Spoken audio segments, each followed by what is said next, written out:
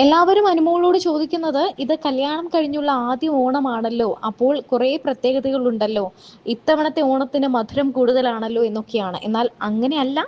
കഴിഞ്ഞ ഓണത്തിനും ഇരുവരും ഒന്നിച്ചുണ്ടായിരുന്നു. എന്നാൽ അത് മനസ്സുകൊണ്ടായിരുന്നു എന്നതാണ് സത്യം. ബിഗ് ബോസിലായിരുന്നു കഴിഞ്ഞ തവണത്തെ അനുവിന്റെ ഓണാഘോഷം. എന്നാൽ ആ സമയത്ത് അനുവും ഭുവനും തമ്മിൽ ഇഷ്ടത്തിലായിരുന്നു, പ്രണയത്തിലായിരുന്നു.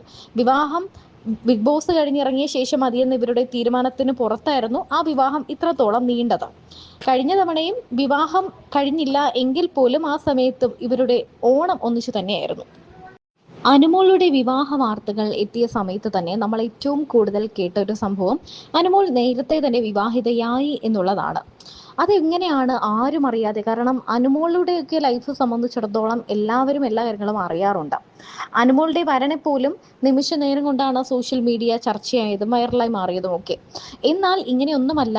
അനുമോൾ മാസങ്ങൾക്ക് മുൻപ് തന്നെ തമിഴ്നാട്ടിൽ വെച്ച് വിവാഹിതയായി. തമിഴ് ആചാരപ്രകാരം രഹസ്യ വിവാഹം ചെയ്തു എന്നാണ് ഇപ്പോൾ വരുന്ന റിപ്പോർട്ടുകൾ.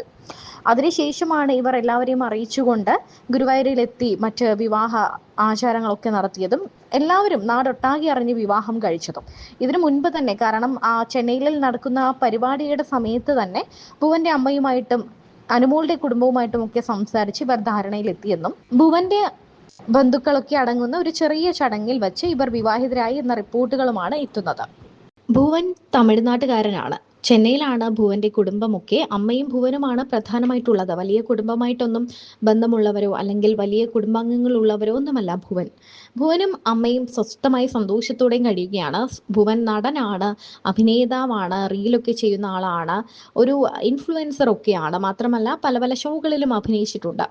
ചെന്നൈയിൽ വെച്ച് ഒരു ഷോയിൽ, കുക്ക് വിത്ത് കോമഡി എന്ന് പറയുന്ന ഒരു ഷോയിൽ പങ്കെടുത്തിട്ടാണ് ഇവർ രണ്ടുപേരും പരിചയപ്പെടുന്നത്. അങ്ങനെ ഇതൊരു ലവ് അറേഞ്ച്ഡ് മാരേജ് എന്നൊരു ഗണത്തിലേക്ക് ഇത് മാറുന്നതാണ് നമ്മൾ കണ്ടത്.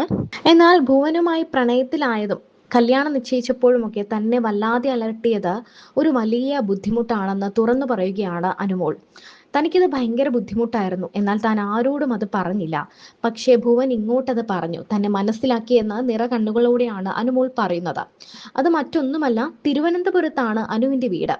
അപ്പോൾ കൊച്ചിയിൽ പോയാലോ ചെന്നൈയിൽ പോയാലോ ലോകത്ത് എവിടെ പോയാലും തിരികെ തിരുവനന്തപുരത്ത് എത്തണം എന്നാണ് അനുവിന്റെ ആഗ്രഹം.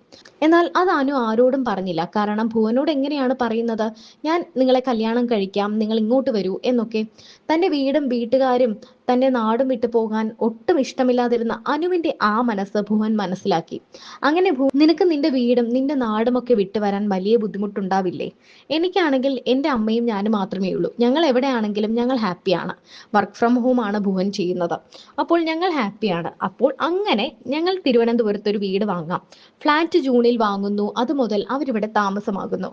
അങ്ങനെ അനുവിന് വേണ്ടി തിരുവനന്തപുരത്തേക്ക് തൻ്റെ നാടും നാട്ടുകാരും വീടും വീട്ടുകാരും എല്ലാം വിട്ട് ഭുവൻ വന്നിരിക്കുകയാണ്.